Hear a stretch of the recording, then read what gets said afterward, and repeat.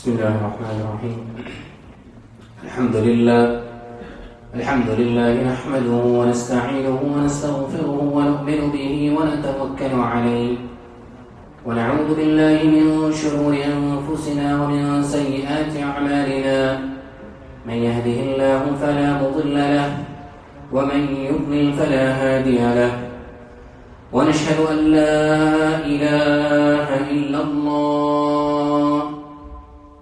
ونشهد أن لا إله إلا الله ونشهد أن لا إله إلا الله ونشهد أن محمدا عبده ورسوله إن الله وملائكته يصلون على النبي يا أيها الذين آمنوا صلوا عليه وسلموا تسليما نريد الشيء together اللهم صل على محمد وعلى آل محمد كما صليت على إبراهيم وعلى آل إبراهيم إنك حميد مجيد اللهم بارك على محمد وعلى آل محمد كما باركت على إبراهيم وعلى آل إبراهيم إنك حميد مجيد قال الله تعالى في القرآن المجيد والفرقان الحميد بعد أعوذ بالله من الشيطان الرجيم بسم الله الرحمن الرحيم لو أنزلنا هذا القرآن على جبل لرأيته خاشعا متصدعا من خشية الله صدق الله العظيم السلام عليكم ورحمة الله وبركاته All praise be to Allah subhanahu wa ta'ala, who has once again blessed us with an opportunity to visit the house of Allah, a chance for us to remember Allah, to thank Allah, to be grateful, to have another moment in which we are able to be grateful to Allah subhanahu wa ta'ala. Allah subhanahu wa ta'ala has blessed us with countless blessings. Another day we are able to wake up, we are able to remember Allah, and Allah called us to His house. To always remember that. We did not come here of our own accord. Allah called us here because Allah loves us and Allah wants us to have a relationship and a connection with Him. So we ask Allah subhanahu wa ta'ala to continue to shower His blessings and mercy upon us. Ameen. Today I would like to speak about the Quran, which Allah subhanahu wa ta'ala has blessed us with. As Muslims, we all know that the Quran is the book and the word of Allah subhanahu wa ta'ala. Most important thing, it is the word of Allah. It is Allah speaking to each and every one of us, and it's a way for us to connect with Allah, and it's a chance for us to know exactly what Allah wants from us. The example which I have given many times is of that when a person buys a new product, the product comes with a manual. The manual shows exactly how the product should be used, how to keep it maintained, how to look after it, and what needs to be done to keep it in its best condition. A person who goes against the manual, the product will not last very long and he'll have to replace it. So in the same way as an insan, as mankind, our manual which has been given to us is the Quran. The Quran is a way for us to connect with Allah subhanahu wa ta'ala, and there is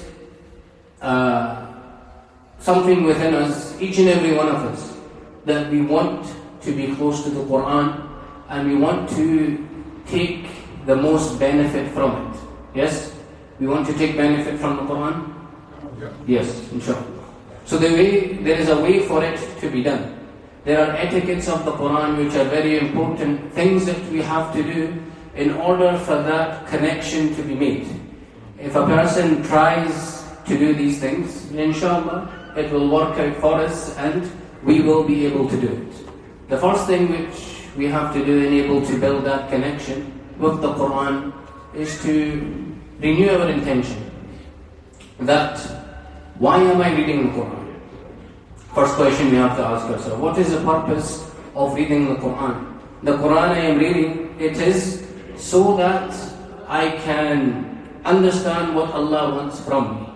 It is a chance for me to see what exactly should I be doing as a Muslim. And am I doing it to show to others that, I can read Quran so well? Am I doing it just because my parents say to me I have to read the Quran? Am I doing it to improve my recitation? And these are some of the questions which are in the heads of ourselves. So first of all, of course, the Quran should be recited only for the pleasure of Allah subhanahu wa ta'ala. Not to show anybody else that, I know how to read the Quran. Look how well I can read. Of course, those who have been blessed that are able to read the Quran, alhamdulillah. And it is an opportunity to remind ourselves of the great hadith which Rasulullah mentioned about the one who struggles when reciting the Quran. The one who struggles when reciting the Quran, yet they still continue to do it. Very easily a person can be like, it's very difficult for me, so I'll just put it to the side and I'll listen to a recording or something. But the one who tries hard and stutters through the Quran, that person gets double the reward of a person than the one who is reading fluently and in the best way possible. Why? Because they are trying their best. It is not something which comes easy for them. So Allah subhanahu wa ta'ala wants to see us make an effort. Allah wants us to do what is the best that we can do. Each and every single insan has been created differently. No two people are the exact same. Even when you look at identical twins, they'll have different characteristics. They'll be different in many different ways. So of course, how can we expect that we do the things the exact same way? So first of all, we ensure that our intention is correct. That we are doing it solely for the pleasure of Allah subhanahu wa ta'ala. No other reason. Once we have got this into our mind, the next thing is the doing of wudu. Ablution, very important. We are living in a time of technology and ease. Many people will recite Quran on their phones or their iPads or all these different tablets. If we can, we should make and have we should use the book, the mushaf, which is there when reciting the Quran. It brings a more real feeling that we are reciting the Quran. When a person is on their phone or their iPad and they are reading on there, what happens? Some notification will come at the top, a WhatsApp message or something else. So then you go back and forth. Go into the WhatsApp message, back to the Quran, back to the Quran. Whereas when we are reading the Quran, it should be only the Quran. We are only sticking to the Quran. So to do wudu in the correct manner, in the correct method, and understanding I am doing this wudu right now, so I am able to purify myself, to cleanse myself, because I am going to read the pure book of Allah subhanahu wa ta'ala. So if we take these steps, it is going to be beneficial for us. A person, before doing something, to have an idea, plan from before. This is what I am going to do. So I am reciting the Quran. I am going to recite the Quran for the pleasure of Allah subhanahu wa ta'ala. I am going to put my best effort in reciting the Quran. I am going to do wudu, and I am going to do a proper wudu. Not just a quick splashing of the water and done, but we understand for each part of the body which I am cleaning, this is what Allah has asked of me. And this is why I am doing it. So in doing these things, this is going to help to benefit us in doing the correct thing. The next thing is the duration of the Quran which we read. Some people think that I should be reciting Quran maybe for 1 hour or 2 hours or 3 hours, like a good portion of my day should be reciting. But we are living in a real world. People have a lot of things to do. People are busy. Of course, those that can recite Quran for a long period of time, great, yes, do it. But those who are not able to, we're going to do 5 minutes. 5 minutes of the Quran every single day.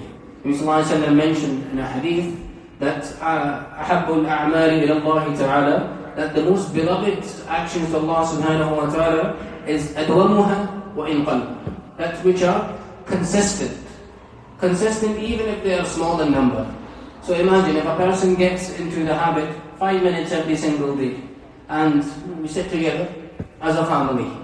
So a family sits together for 5 minutes reciting the Quran. This will be beneficial to a person every single day that they do it. Otherwise, imagine a person saying, okay, 1 day of the week I'm going to read for 1 hour, and what happens is he might do it for that 1 day, the next week something will come up on the day he's supposed to do it, so he forgets about it.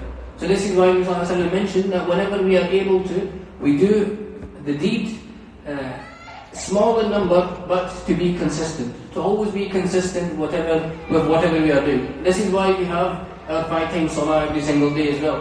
Very easily, when a person reaches the age of maturity, Allah could have said, when you grow up, when you have become mature, read 1,000 rakats of salah and then you're done for the rest of your life. But this is not the way which Allah has made it for us. And there is a wisdom behind it, so that a person always has it in their mind constantly, that I have to return back to Allah. So every day when he's reading his 5 minutes of the Quran, he'll think in his head, I've got that 5 minutes which I need to prepare for, which I need to do. And of course, slowly to increase that number, if we are able to.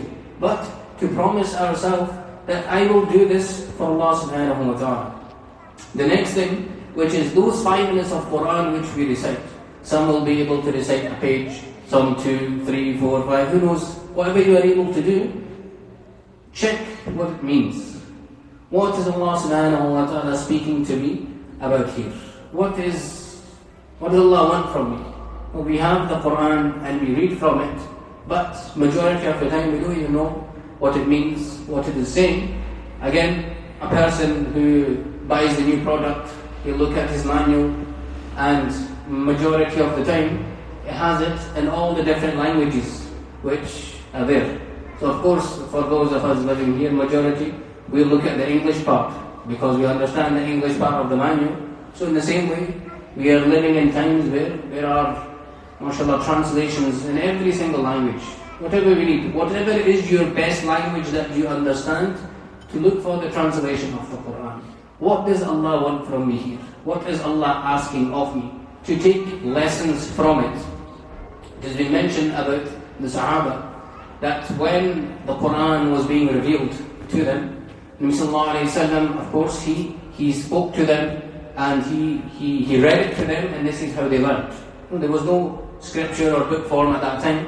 Nabi sallallahu alayhi wa sallam would read, and they would bring it into memory. Of one of those Sahaba, it is mentioned about Hazrat Umar radiallahu ta'ala. It took him years, so many years, to learn Surah Baqarah. Why? Because he said that he did not move on to the next ayah of memorization until he brought that ayah into his life.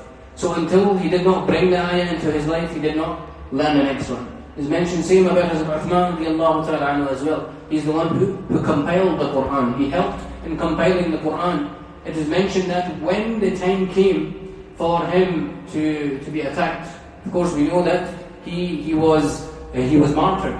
And when that happened, the people, the enemy, they were gathering around his house, and his wife, she said to them that either deal with him now or give him time.